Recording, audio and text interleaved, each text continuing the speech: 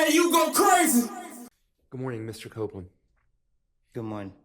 My name's Doug Weinstein. I'm Diamante Kendrick's attorney. I think you know him as Yak, right? Yes. Okay. So when I refer to him, I'll just call him Yak. I know you weren't feeling well yesterday. How are you feeling today? I'm feeling better. Thank you. Okay, good. I'm glad to hear that. I'm not going to ask you a lot of questions about years ago because it's been about 9 years. I can't remember what I had for lunch yesterday. But I will ask you a few. So let's talk about 9 years ago. You've stated repeatedly that you would tell the police anything to stay out of jail, right? Yes. You said yesterday, tell me if you remember this, you said yesterday, quote, Rice Street is not prisoner jail. I don't know what that place is. It's the worst place in the world. Do you remember saying that? It is. Why do you say that? Because it's the worst place in the world. Okay. That I done been to. Okay. So let's talk about finessing the police. Okay? I think you've heard the word, I'm just going to say it once, you've heard the word bullshit a bunch the past couple of days. Right. So we'll just say BS. Is that basically what you were telling the police, BS? Yes. So you're a bullshit artist, you're a BS artist at the time. See? I'm sorry. I said, as you can see. Okay. Or at least you were several years ago, correct? And I told them that. Okay. And you would stay at a jail to help yourself because you didn't want to be in there, correct? Right. And you wanted to stay at a jail to help your family, your girlfriend, your daughter, correct? To protect them. To protect them. Yes. Okay. And again, you'd say anything to stay at a jail so you could protect them. So when you said that you heard things from Mr. Garlington, from Lil D, about what them guys shot Thug, that was a lie, correct? It was. And about Yak being a driver, that was a lie, correct? It was. When you would tell these lies, I think you testified earlier that what you would do is sprinkle in like a few grains of truth in the lie. Is that correct? It's the only way you can be convincing. Can you explain to the jury that technique that you would use? All right.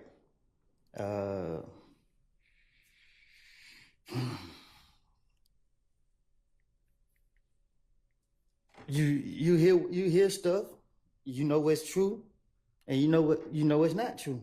So you take this right here and put it with that right there. And you would, have you finished your answer? Yeah. Okay. Which one, I'm going into details? Well, no, I think that's a good description. Unless you want to go into more detail, you're free to do that. I'm saying, I'm trying to get out of here, so I don't want to. Yeah, I don't want to keep you too much longer either. So, again, those things that you said were lies about Yak. The reality is that you told the prosecutors, these two prosecutors here on my left, you told them before June 7th of this year that what you had told the police, what you had told those detectives in 2015 was a lie. I told them when they came to see me that, yes. And you told them on June 7th it was a lie. June 7th of this year. That was that Friday. I don't know. When y'all go to using dates, yeah. I don't know. I can't say what date, but I told them. And the date I'm referring to, if this helps you at all, is that first Friday that you came to court here on this case.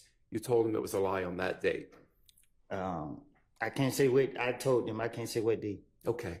And after they sent you away to jail for the weekend and you came back on that Monday, you told them it was a lie, that you had lied back in 2015 as well, correct? I don't understand it. Okay. Well, I'll take that question back. All right. I don't want to confuse you. All right. Okay. I recall earlier in your testimony, you said something to the effect, and these aren't your exact words, but you said, you know, my hand to God, you're telling the truth now. What you said back in 2015 was a lie. Do you remember saying that? And I still am saying it. That what you're saying on the stand today is the truth. Yes. You know, I was watching an interview you gave. Tell me if you remember giving an interview. It was published to YouTube on the 9th of August this month with DJUNIVERCITY. Do you remember the interview you gave to DJUNIVERCITY? In Chicago? I don't know where he was based. I was sitting on the sofa? Yes, you were. Yes. Okay. And you told DJUNIVERCITY about coming to God lately. Do you recall that conversation you had with him? I heard you mention church, and you know, your preacher, your pastor, right? Tell us about that transition. You know, like how did you tap into your spiritual side? Well, I've been in church all my life. I told you I wasn't never trying to be no gangster. So my whole family, we grew up in this one church. It's in Mechanicsville. When I was in the feds, I pled guilty to 5 years, and my preacher came to my sentencing, and he was like, he spoke, and when he spoke to the judge, he spoke so highly of me that the judge was impressed, and she be like, you the first person to come in front of me that have a preacher here speaking on your behalf, and she was willing to release me that day, but I had signed for 5 years, so my federal defender, she had to stick with the plea agreement, because if I would have said we asked for time served, they can withdraw. So when he came and did it on my behalf, he didn't judge me from my past. He didn't. He looked at me how he always looked at me. So I locked it in my mind. Once I got out of jail in 2019, I went to church, but not as much as I do now. Like right now, I don't miss a Sunday. And if I do it, because something occurred that made me miss it. So, you know. Yeah, that's what's up. Can you give us an example or a situation in which, like, like that was God? You know what I'm saying? Like something happened and it was God. It was only God type shit. Oh, a lot of stuff. But the most scariest one was this Rico.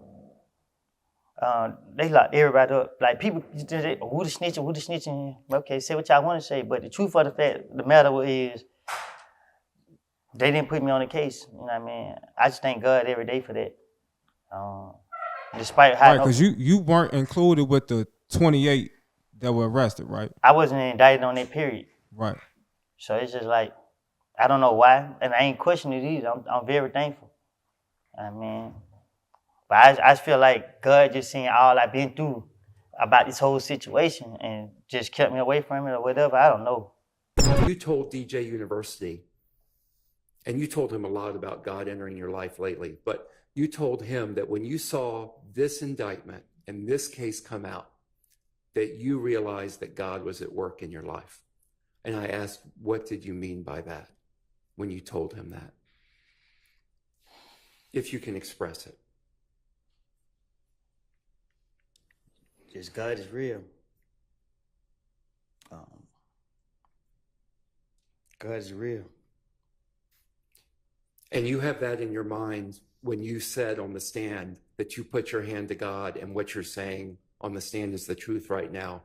That's with you knowing that God is real. Is that correct? Say that again? Yeah. That knowledge that you have, that belief that you have that God is real, you have that in your mind when you took the stand and you raised your hand up and you said, my hand to God, what you're saying now is the truth, and what you said in 2015 was a lie. Yes. That was with God in your mind, correct? It's in my heart, not my mind. Okay. So having told the prosecutors repeatedly that what you said in 2015 was a lie, did they tell you why they were still putting you on the stand today? Can you say that again? Sure. No, the short part. Okay. Did they tell you why they were putting you on the stand Okay. Despite you having told them that what you said in 2015 was a lie. I don't know why they put me on the stand. Okay. Thank you. I don't have any further questions. Thank you for your time. Mr. Matthews. DJ, you go crazy.